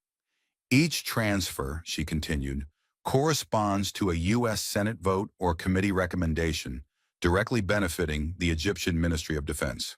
Her words were clear, surgical, inescapable. "These are not accusations. These are facts. And now, let me be absolutely specific." She reached into a folder and pulled out a photograph, projected onto the chamber's central monitor. "This gold bar," she said, pointing at the screen, "was found in a private closet linked to Senator Robert Menendez. Serial number 96KHE001, matched to a shipment logged as missing by the Central Bank of Egypt 3 months prior." Audible gasps rippled through the room. Menendez stared straight ahead, frozen. Jasmine pressed on. The bar was photographed beside cash bundles totaling over $480,000. The cash was wrapped in restaurant takeout bags. "This isn't fiction. This is the rot beneath our robes." She stepped forward once more, lowering the last page slowly, her voice now lower, but heavier. "A man may sell his conscience for gold. He may buy silence. He may even buy time. But history—" She paused, looking around the room, locking eyes with every trembling face. "History buys it all back, with the blood of justice." The chamber was dead still, not a cough, not a whisper, just the ringing echo of one woman's voice, cutting through the walls of a government that had forgotten what truth sounded like. The silence that followed Jasmine's final words was short-lived, because once truth is named in the House of Power, it doesn't whisper anymore. It roars across a nation. By nightfall, the images were everywhere. The gold bar, serial number clearly visible, timestamp in the corner, was plastered across every screen in America. CNN ran the headline in bold red: "The gold in the closet, Senator under fire." MSNBC looped the clip of Jasmine's speech on repeat, anchoring every hour with analysis. Even Fox News, usually cautious with coverage of Democratic corruption, splashed it across their screen with an unmistakable tinge of glee. Golden scandal, Dem senator exposed. Social media turned the story into a wildfire. Hashtags exploded within minutes. # Menendez Gold, # not my senator, # Golden Gate. Influencers, journalists, retired prosecutors, everyone had an opinion, but no one could deny what was now in plain sight. Gold in a pocket, cash in a closet, and a senator who no longer looked untouchable. The photo of the serial number, zoomed in, crisp, damning, became the symbol of everything rotten in Washington. By the next morning, the streets of Newark, Trenton, and Jersey City were filled. Hundreds, then thousands of people marched with hand-painted signs. Some read, "Justice is priceless." Others, "Bought and paid for." But the one that echoed loudest, the one chanted from sidewalks and plastered on overpasses, was simple and direct. "Not my senator." They chanted it outside his offices. They shouted it on the courthouse steps. Students, veterans, nurses, small business owners, all saying what the cameras had only implied. This wasn't just disappointment, it was betrayal, and it was personal. Jasmine had lit the match. The public poured on the gasoline.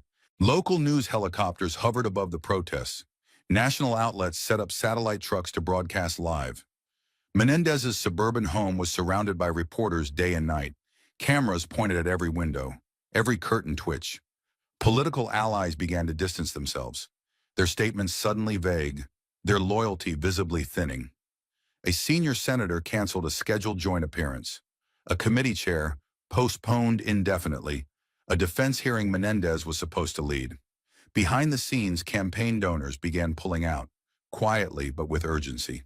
Lobbyists, always sniffing the wind, shifted their weight away from the man who had once been a power broker. The same power now made him radioactive. And yet Menendez did not flinch, at least not in public. He held a brief press conference on the steps of a municipal building. His voice was steady, his expression defiant. "I have served this country honorably for decades," he said. "I will not resign over unproven allegations in political theater." He claimed the evidence was circumstantial, the photographs taken out of context, and the money legally acquired. The gold, he insisted, was a personal investment, a phrase that made even the reporters glance sideways. But it wasn't his words that caught attention. It was his eyes. The bravado was rehearsed, like a play he had performed before. But the eyes, they were different. They darted. They blinked too much. They avoided the cameras when Jasmine's name came up. For the first time since the scandal broke, there was something new in his stare. Fear. Fear not of prosecution. He had survived investigations before. Not even of political ruin. He believed he could outspin the press. But fear of the public. Fear of the voters. Fear of the shift he could feel but not stop. Because this time, the outrage wasn't a headline. It was a movement. This wasn't cable news noise. This was door-to-door anger, neighborhood fury. A breach in the trust he had quietly drained for years finally snapped. His team scrambled behind the scenes. PR consultants were brought in. Crisis lawyers reviewed every word in his statement. But none of it mattered. The story had grown larger than him. It wasn't about just one senator anymore. It was about a question echoing in every living room in America. How many more are hiding gold in their closets? Inside his private residence, Menendez paced. The lights were off, the blinds closed. His phone buzzed constantly, calls he ignored. He poured a drink, sat at the edge of a chair, and stared at the muted television. Jasmine was on screen again, not shouting, not gloating, just speaking, calm, sharp, controlled. "We are not here to destroy careers," she said. "We are here to restore faith." He clenched the glass tighter. The ice clinked against the rim. He had underestimated her. Everyone had. He had thought she'd flinch, fold, fade. But she didn't. She sharpened. She struck. And now he was bleeding in places no camera could see. The polling data came in that afternoon. His approval rating had dropped by 17 points in 3 days. Calls from Democratic leaders, once warm and routine, now ended with cold phrases like, "We'll circle back," or "Let's give this time." Jasmine, meanwhile, was trending nationwide. Requests for interviews flooded her office. Editorials praised her clarity. And in New Jersey, her name, once distant to many voters, was now spoken with a new kind of reverence. People didn't just hear her, they believed her. She had done what most thought impossible, stood on the House floor and held up a mirror that Washington had long avoided. Meanwhile, Menendez's legal team began preparing for what they called worst-case scenarios. Subpoenas loomed.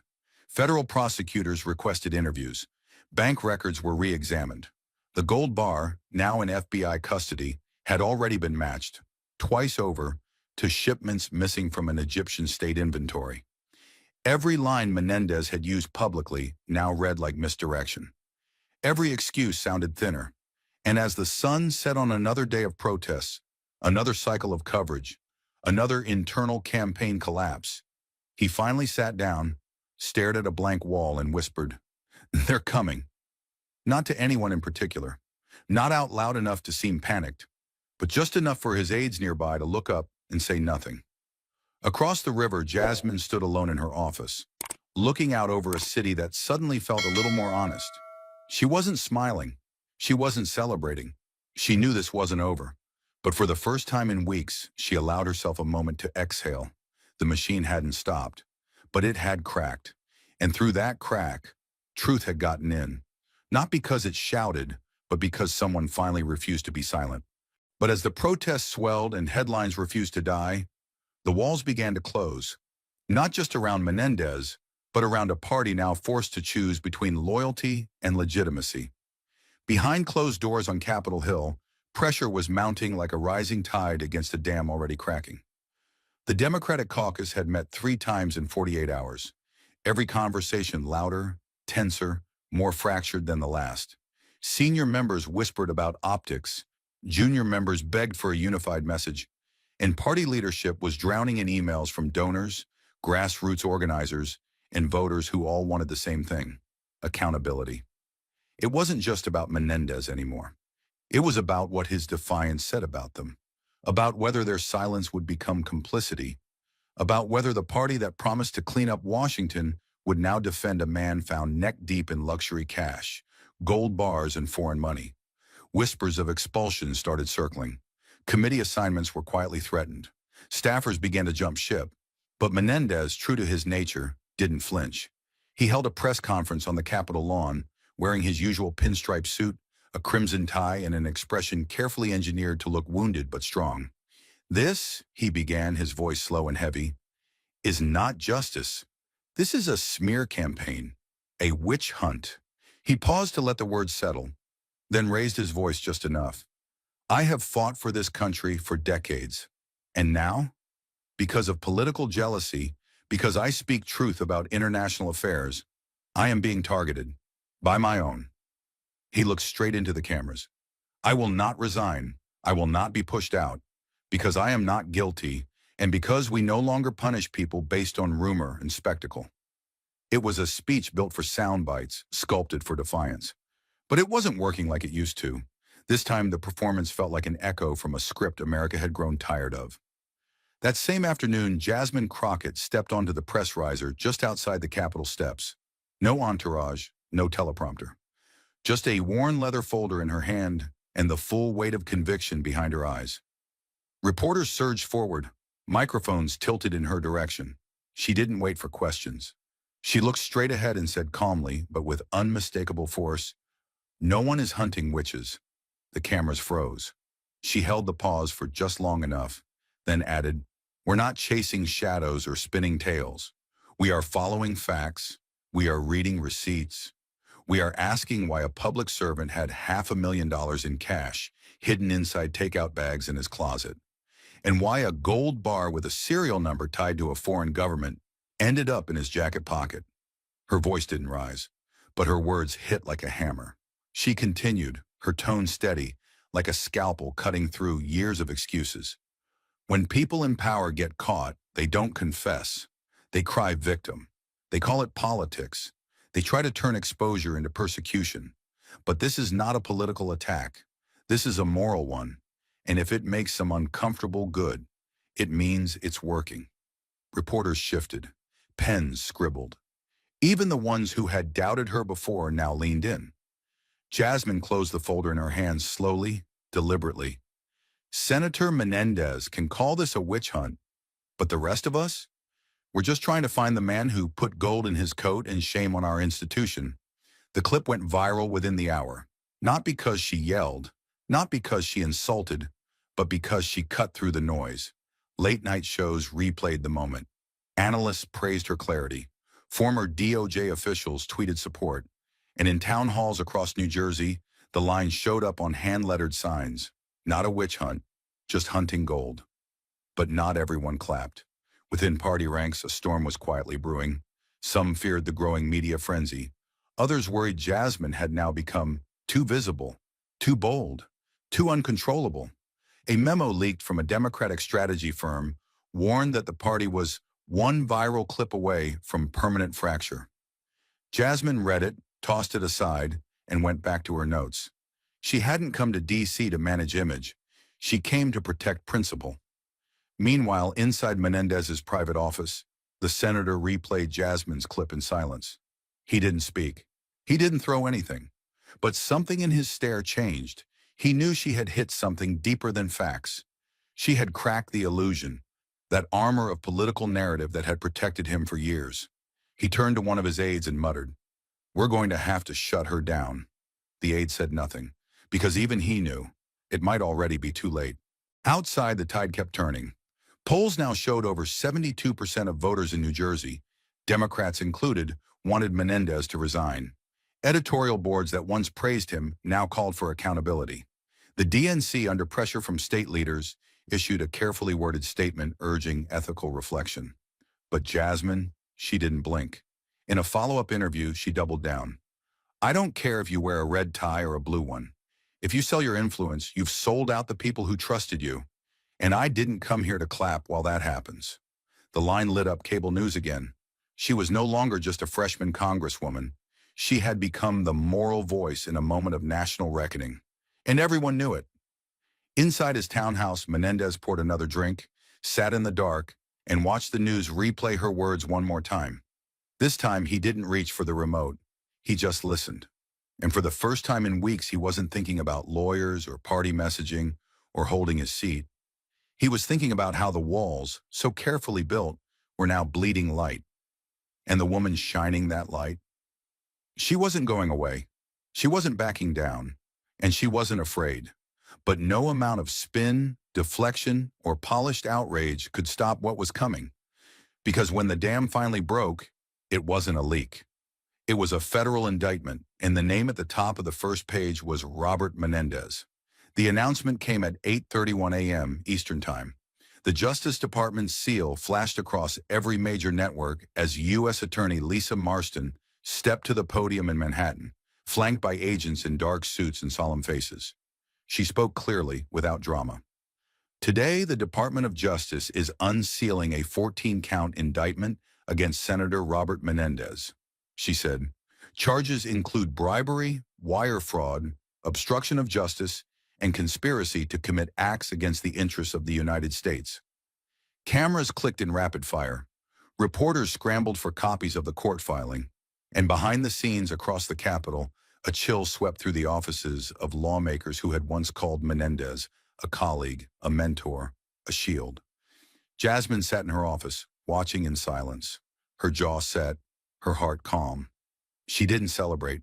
She didn't smile, because she knew this wasn't the end. It was the beginning of the real war. 3 days later, the House Ethics Committee voted unanimously to open an inquiry, and the Senate followed suit within hours. But what shook Washington most was the announcement that followed: the formation of a special congressional hearing, unprecedented in its urgency, to examine the scope of Menendez's influence and the foreign networks he may have compromised. Jasmine Crockett was named the lead civilian witness. Her role was not just symbolic, it was surgical. She wasn't just the woman who'd spoken the truth. She was the one who had documented it, built it, bled for it, And now she was being asked to place it on the national record, under oath. The hearing chamber was overflowing the morning she walked in. Spectators pressed against the walls. Reporters were shoulder to shoulder. Flashbulbs went off like a lightning storm. Menendez sat at the far end of the table, his face harder now, thinner. Power had retreated from him like a tide. He wore a navy suit that hung a little looser than it had a month before. His hands were folded, but his knuckles were white. Jasmine took her seat with quiet resolve. She didn't look at him. Not yet. She waited for the committee chair to speak, waited for the oaths to be sworn, and when it was her turn, she leaned into the microphone. Not for drama, but for precision. Her testimony was not angry. It was devastating. She walked through the documents, the wire transfers, the gold bar serial numbers, the shell company addresses, the defense contract dates. She read names, quoted call logs, traced lines that no one had wanted to see. This isn't about one man's greed, she said. It's about the cost of silence. It's about what happens when we convince ourselves that power is too sacred to question. Her voice never cracked. Not once. She answered every question from the panel without notes. She didn't blink when asked about the threats. She didn't falter when they played the secret recording from the hotel meeting where Menendez had called her a problem with a price. She just nodded and said, "Yes, that's exactly how corruption talks. It doesn't scream. It whispers in rooms with velvet walls." Then came the break. Cameras cut. The room emptied into murmuring hallways and frantic headlines. And in that pause, as aides cleared coffee cups and senators checked their phones, Menendez stood and walked the long aisle toward her. No cameras followed. No microphones hovered. Just one final crossing of two people who no longer belonged to the same world. He stopped 2 feet from her and spoke in a low voice, so quiet only she could hear it. "You will never understand," he said, eyes dark and sharp, "the real weight of power. You weren't born to hold it." His lips curled slightly, not in a smile, but in a sneer carved by decades of surviving scandal. "You're brave, but naive, and the machine always eats the brave." Jasmine stood slowly, turning to face him fully. Her posture didn't shift. Her stare didn't waver. And when she spoke, her words were soft, but lethal. "I don't need to understand the weight of power. I just need to break it." She stepped past him without another glance, because the difference between them was no longer status or title. It was truth. One was clinging to it like a lifeline. The other had become it. By the time the hearing resumed, the nation had already digested the exchange. An aide in the back had caught the moment on a hot mic, and within hours the quote was everywhere. Menendez's words landed like a confession. Jasmine's reply lit up screens, podcasts, and front pages. "I just need to break it." It wasn't just a soundbite. It was a declaration of war, not against one man, but against the system that allowed him to exist. And that finally was the shift. And when Jasmine walked back into that hearing room, leaving Menendez behind in the silence of his own unraveling, the nation didn't just hear her words. It followed them like a map towards something that had felt lost for years: accountability. The indictment landed like a thunderclap. Just 48 hours after Jasmine's final testimony, the Department of Justice filed its charges formally and publicly. Conspiracy, bribery, abuse of office, obstruction of justice, and violation of the Foreign Agents Registration Act. The front page of the filing read, "United States versus Robert Menendez." But what followed was a mirror held up to decades of political rot. Every numbered paragraph told a story: secret meetings, unexplained wire transfers, gold bars traded like currency, and the chilling coordination of foreign influence at the highest levels of domestic power. Menendez issued a defiant statement, his voice growing smaller with each press release. But the country had already turned the page. The spell was broken. The suit no longer fit. The office no longer shielded. Inside the Capitol, something else shifted. Jasmine, once seen as the outsider, the upstart, the disruptor, now stood at the center of the reform movement that followed the scandal's wake. In less than 3 weeks, she introduced the Public Trust Integrity Act, a sweeping piece of legislation requiring full disclosure of foreign-linked assets, mandatory audit trails for all federal lawmakers, and criminal penalties for any elected official caught concealing assets valued over $10,000, including gold and precious commodities. The bill faced resistance at first, as all real reform does. Lobbyists panicked. Some colleagues squirmed, but the public roared. Call lines to Congress lit up. Newspapers across the political spectrum endorsed it. Voters demanded it, and in a historic 89-11 vote, the act passed both chambers. Jasmine didn't celebrate on the floor. She stood, accepted the gavel tap, and returned to her seat quietly. The victory wasn't hers. It belonged to everyone who had once believed the system would never hold its own accountable. In the weeks that followed, Jasmine's name was floated on every network and editorial board as the natural choice for a U.S. Senate run. Donations poured in before she even opened a campaign account. Governors called. Former presidents reached out. Even global media outlets began referring to her as the conscience of Capitol Hill. But when asked by reporters about her political future, she gave the same answer every time, with no speech, no spin. Just one sentence. I don't need to climb higher. I just need to clean where I stand. That single line, clear and unpolished, rippled farther than any announcement could have. It wasn't humility. It was rebellion against the very machine she just exposed. In a city obsessed with upward movement, Jasmine had planted her flag in place and said, "Here is where I make my stand." She refused television deals, declined memoir offers, and when asked by a network anchor if she feared being left behind while others advanced, she simply smiled and replied, "I didn't come here to rise. I came here to pull the rot out by the roots." The anchor blinked, the feed cut, but the message had landed like a fist on the table. In New Jersey, where the scandal had cut deepest, something extraordinary unfolded. On the steps of the same courthouse where the indictment had been read, hundreds of citizens gathered. They came with cardboard cutouts of gold bars, wrapped in glitter and fake serial numbers. School teachers, steel workers, nurses, college students, grandmothers. They built a pile of those fake bars in the center of the plaza and set them ablaze under the supervision of fire marshals. The flames crackled in the cold air, smoke curling into a sky that finally felt a little less heavy. Children held signs hand-drawn in crayon. One read, "No more golden lies." Another, scrawled in bold black ink, read simply, "Justice wears no gold." And for once, it didn't feel like a protest. It felt like a cleansing. Jasmine wasn't there that night. She was in her office, long past sunset, reviewing draft language for the next ethics oversight bill. But someone sent her a photo from the vigil. In it, the flames lit up a circle of faces. Black, brown, white, young, old, all staring forward, not in anger, but in quiet, resolute belief. She stared at that photo for a long time. Then she taped it beside her desk, just above the switch she turned off before locking up for the night. Not because the fight was over, but because, for the first time in a long time, it was working. He didn't wear a protest shirt. He didn't carry a handmade sign. He didn't chant, didn't sing, didn't wave a flag. Marcus Devlin just stood there, hands buried in the worn pockets of his oil-stained jacket, a wool cap pulled down over silver-streaked hair, and a face that looked like it had seen too much to be easily moved. The plaza outside the federal courthouse in Newark was alive, buzzing with cameras, voices, rising chants, and glowing smartphones. But for Marcus, it all sounded distant. The only thing he truly heard was the fire. At the center of the crowd, a pile of cardboard gold bars burned. Some had fake serial numbers written in red Sharpie. Others were wrapped in aluminum foil or spray-painted gold, stacked high like a bonfire built from lies.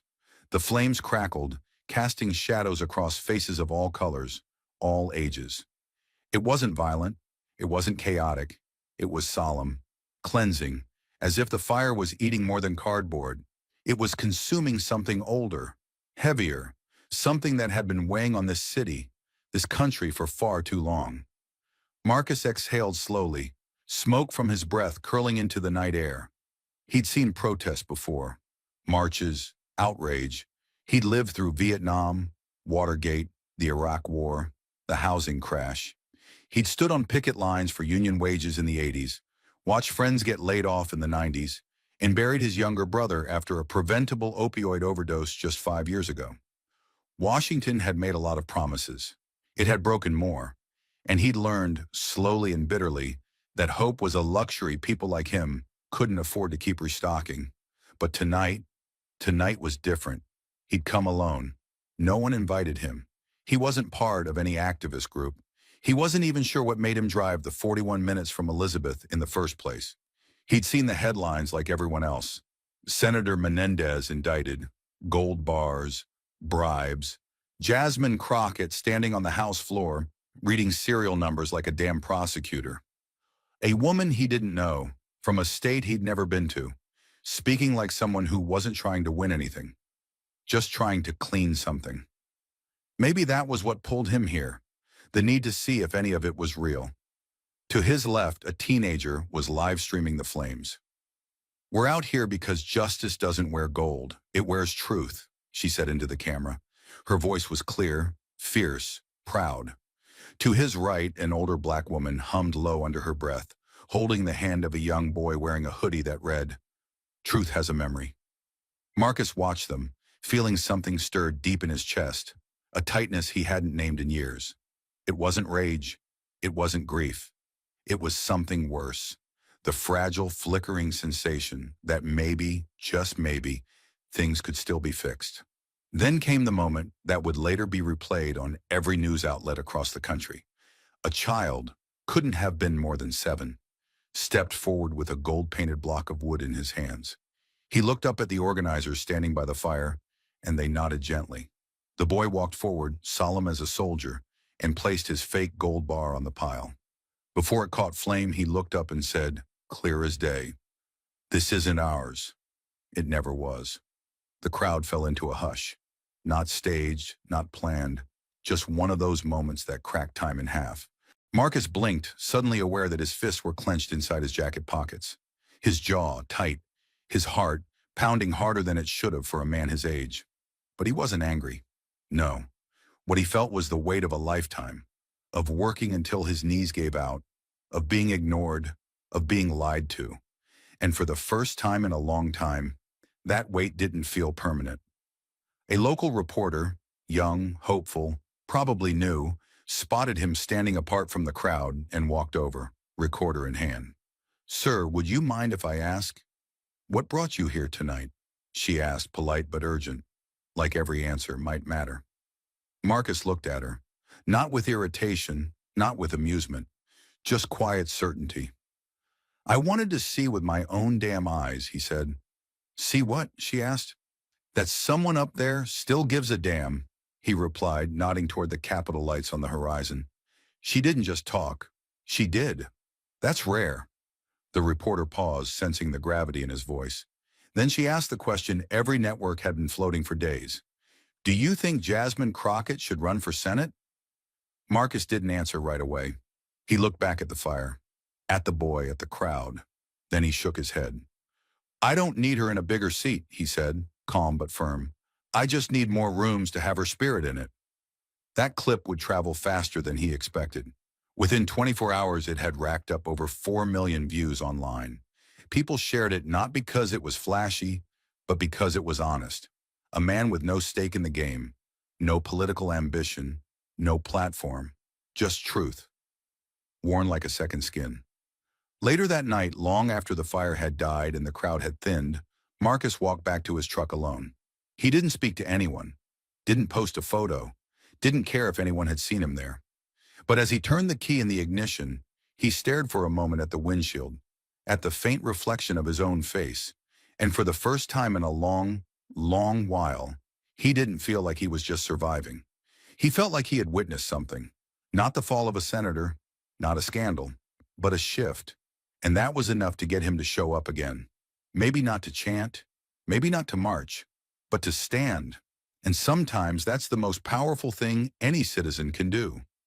The House chamber was silent, not the procedural silence of waiting on a vote, not the stiff quiet of bureaucratic fatigue, but the kind of silence that comes when a room realizes it's about to witness something final, something human, something historic. The speaker had yielded the floor, cameras were rolling, members leaned forward in their seats, staffers along the back wall stood still, hands clasped, eyes locked ahead. Even the press gallery, so often distracted, was frozen, pens lowered, screens forgotten, and at the center of it all stood Representative Jasmine Crockett. She wore no bright colors, no attention-grabbing brooch, no statement necklace, just a dark navy suit, her congressional pin over her heart, and a quiet, unshakable stillness. Her hands rested on the edge of the podium, not gripping it, but grounding herself.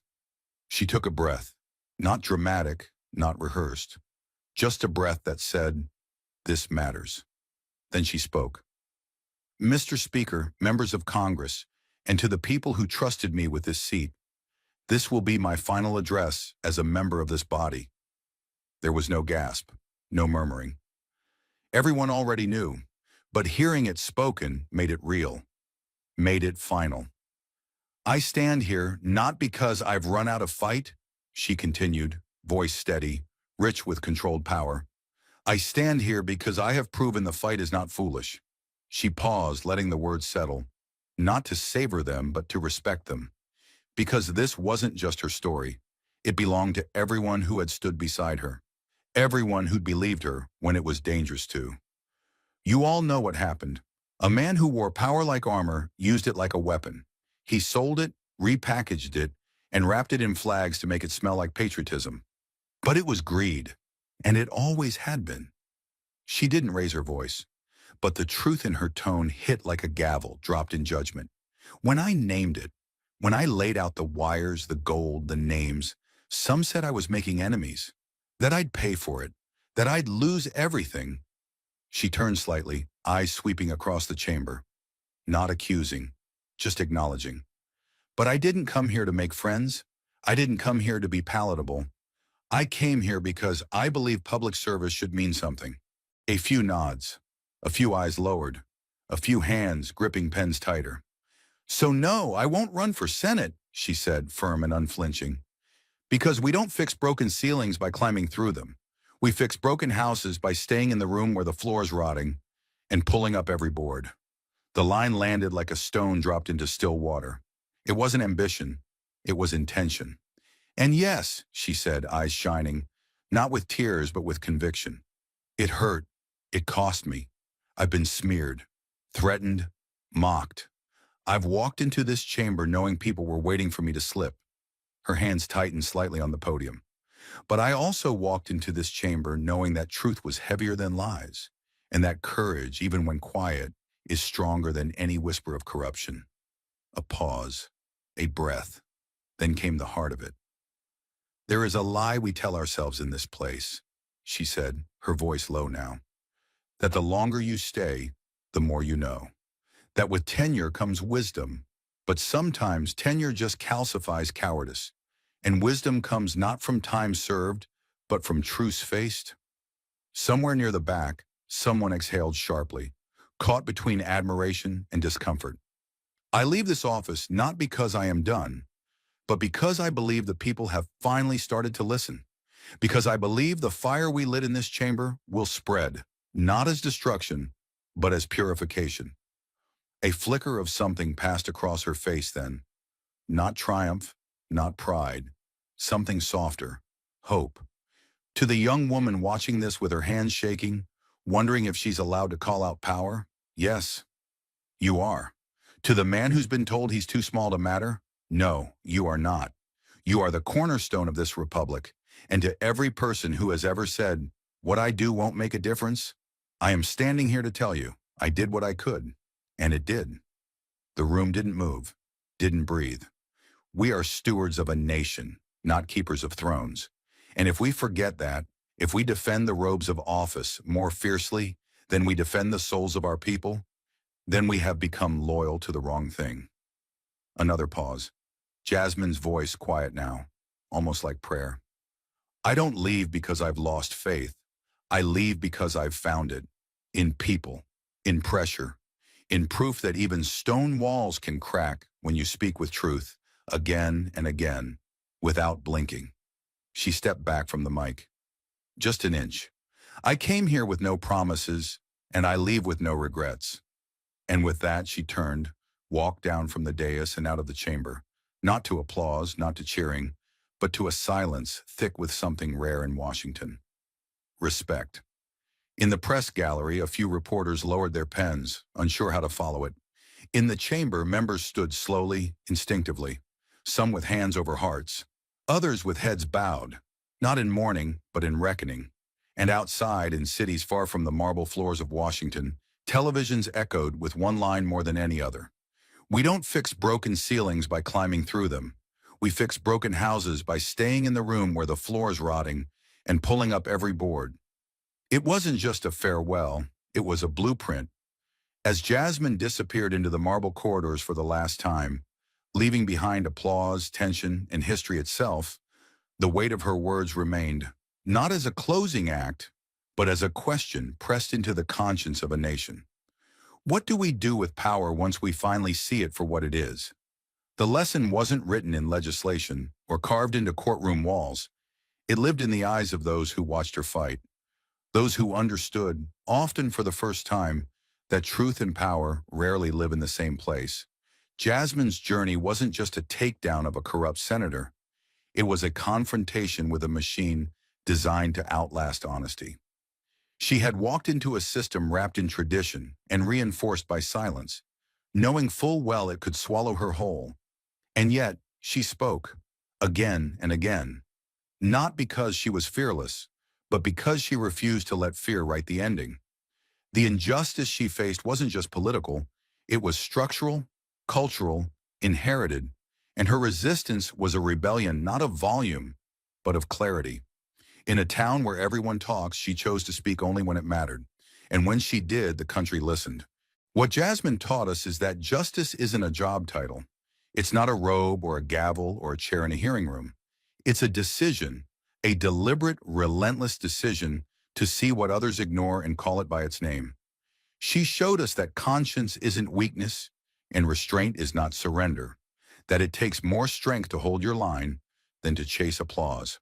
She stood against a storm of institutional inertia, personal attacks, and veiled threats, not because she wanted to be a hero, but because someone had to be the fuse. And maybe that's the real lesson. Sometimes the world doesn't need a savior in a suit. Sometimes it just needs one person to refuse to blink, to say no when it's easier to nod, to stand still while the room tries to spin. Because in the end, justice is not built by those who reach higher. It's built by those who dig deeper. But as the echoes of Jasmine's final words faded into the chamber's stillness, what remained wasn't just a political victory, it was a moral reckoning that demanded something deeper from every one of us. The human lesson in Jasmine's story isn't about glory or headlines. It's about the quiet cost of integrity. She stood in rooms where deals were struck behind closed doors, where truth was a liability and silence was currency, and she refused to barter her soul.